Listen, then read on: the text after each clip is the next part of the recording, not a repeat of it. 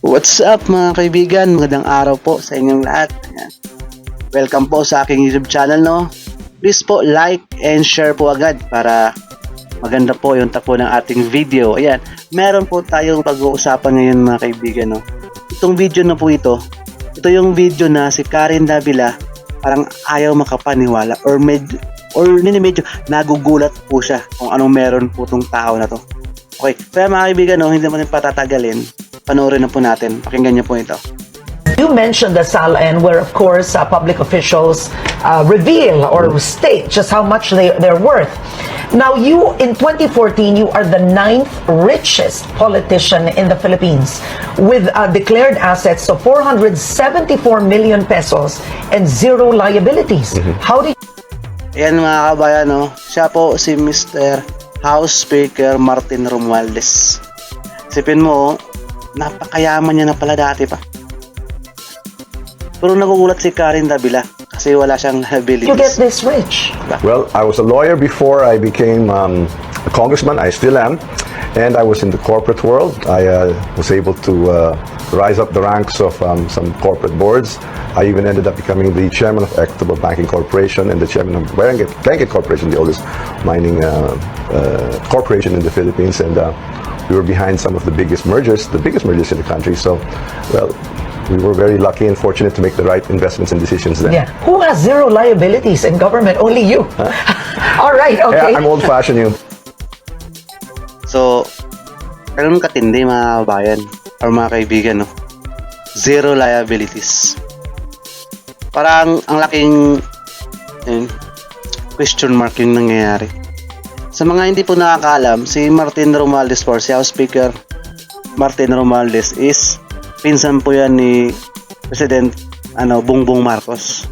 Bali yung tatay niya po is kapatid po ni Imelda Marcos. So ibig sabihin, alam niyo na po kung bakit ito mayaman. Kayo na po yung maghusga. Yeah, pagpatuloy po natin. My father never wanted to have utang. Okay. Now, speaking of your father, I know he's passed away, but at one point, he was recognized by Forbes as the 30th richest man in the Philippines. Isipin mo, yung tatay niya dati, pasok sa ika-30. Yes, na pinakamayaman sa Pilipinas. Dati Grabe. With a net worth of 3.3 billion pesos. Would you agree to that? Well, I guess that's per the records, and I don't know how they come to that. But then again, I'm not going to contest anything because that's what they put up. Now, would you consider your father a Marcos crony or someone who has benefited from the dictatorship or leadership of Marcos, him being the brother of Imelda Marcos? Ayan, di ba mga kabayan, no? Maganda yung tanong ni Karen Davila. So, pakinggan natin. He wasn't a crony. He was the brother-in-law of President Marcos. He was a governor for about 20 years, and he But served where as would he the... get 3.3 billion? I mean, in net worth. Wow. Where would someone in government get Grabe. 3.3 billion? I guess he had some investments as well. I was much younger then, Okay. so I didn't know his business transactions. But then again, On the other hand, Ayun na mga kabayan, no? So, kayo na po yung humusga kung bakit ganun po kayaman yung tatay ni Martin Romualdez. Take note brother-in-law. Diba? So, ang matindi nito, kasi marami naman kasi mga hindi naman yan bago yung mga kayamanan, diba? So, baka isa rin po sa mga nabigyan ng mga panahon na yun, diba? Baka lang naman, hindi po tayo sure dyan. Mga opinion ko lang naman po ito. And kayo na po, kung anong opinion nyo doon, kayo na po bahala. Ayan, kung ano yung masasabi nyo, kung totoo ba talaga yung yaman na yun, or saan galing, kayo na po magsasabi. Pero ito naman po, ito si Atty. Glenn Chong. Ako magkalapit na ito, taga bandang Leyte din po siya. Meron din po siyang isisiwalat.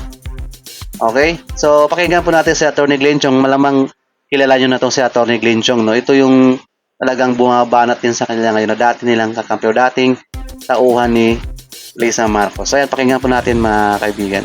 si Tambi po, nasa ko i-reveal sa inyo for the first time. Mga kabayan, si Tambi po, siya po yun si Martin Romualdez, yung in-interview ni Karen Davila. Sa mga hindi pa po nakakilala na kung Bakit naging I tambi have yan? worked with him when I was congressman.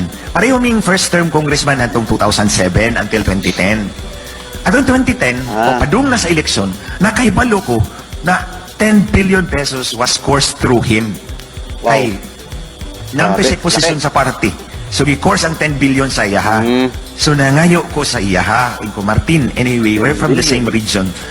Pwede ba akong humingi sa'yo ng pansimento ng kalsada ko? Kasi lubak-lubak yung kalsada ko sa Biliran. Biliran is an island, north of Leyte, west of Samar, south of Masbate. So, ingon siya na ako, ayog saba, sa uban. Ingon ko, di lagi ko magsaba.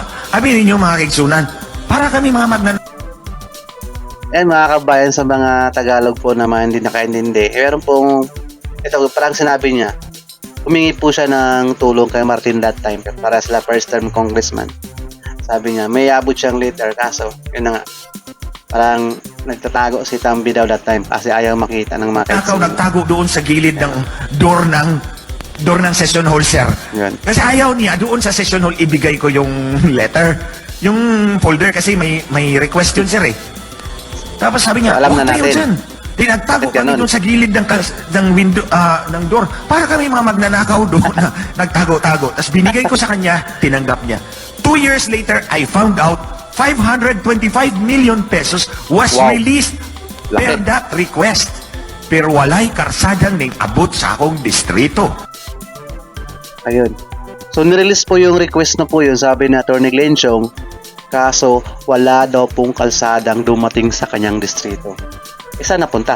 Ayan, tanong natin si Ang pangutanan Atty. na ako Glenchong. kang Saan napunta? nasa ang 525 million. Tanong niya daw. That's accountability. Oh. Wa pa ninyo Nasaan na ang nahibaw it. This is the 525 first time nga akong gisulti sa inyo sa katauhan.